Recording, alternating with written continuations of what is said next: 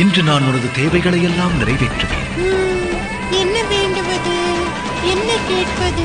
என் மாமா இன்றே வர வேண்டும் என்று தாம் எனக்கு ஒரு வரத்தை தருவீர்களா?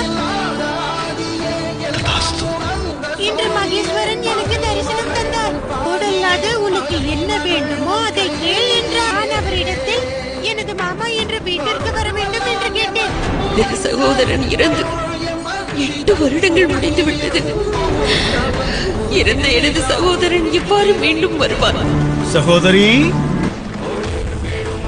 ஈசன் கொடுத்த வரம் உண்மையாகிவிட்டது.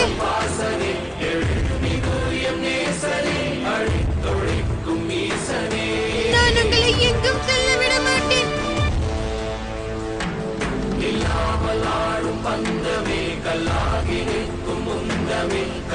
இன்றைய நாள் முதல் இந்த மகாதேவன் தங்கள் சகோதரன்.